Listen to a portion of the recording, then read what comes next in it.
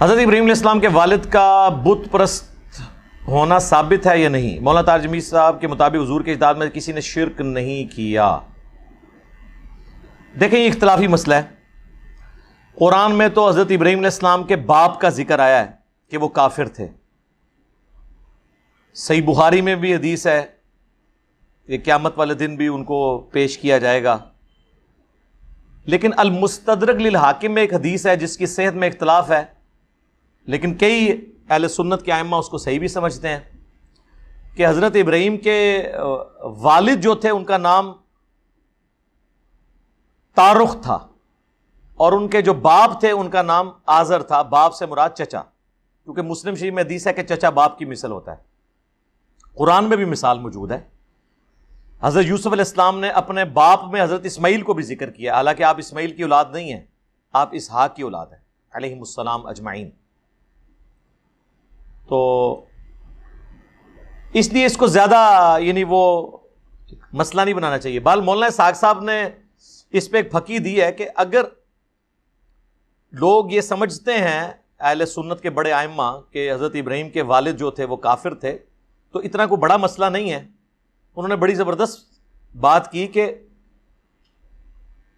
پیغمبر کی جو اولاد ہے وہ تو ڈیفینیٹلی پیغمبر سے پیدا ہوئی ہے نا، اس کے جسم کا حصہ ہے۔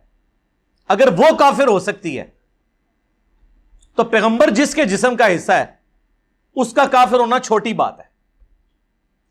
یہ پھکی والا جواب ہے۔ حضرت نوح کی اپنی اولاد قرآن میں آیا کہ ان کا بیٹا کافر تھا، وہ تو ان کے جسم کا ٹکڑا تھا نا۔ بخاری مسلم میں حدیث ہے فاطمہ میرے جگر کا ٹکڑا ہے، جس نے اسے تکلیف دی اس نے مجھے تکلیف دی۔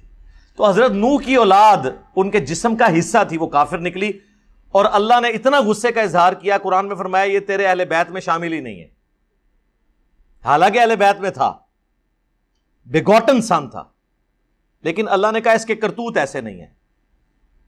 تو اس سے ان سیدوں کو بھی سبق حاصل کرنا چاہیے جو سوٹے لگاتے رہتے ہیں اور کہتے ہیں عزیز سیدہ۔ صحیح مسلم میں حدیث ہے جس کو اس کے عمل نے پیچھے چھوڑ دیا اس کا نسب اسے آگے نہیں کر سکتا۔ اگر عمل تھرڈ کلاس ہے، نسب فرسٹ کلاس بھی ہونا مقابلہ نہیں کر سکتا۔ ہاں اگر نسب فرسٹ کلاس ہے، عمل بھی فرسٹ کلاس ہے، پھر سارے فرسٹ کلاس میں وہ اوپر چلا جائے گا، پھر حسن و حسین ہی جنتی نوجوانوں کے سردار ہوں گے، جامعہ ترمذی مسند احمد، اور فاطمہ جنتی عورتوں کی سردار ہوں گی۔ صحیح بخاری صحیح مسلم دونوں میں حدیث موجود ہے۔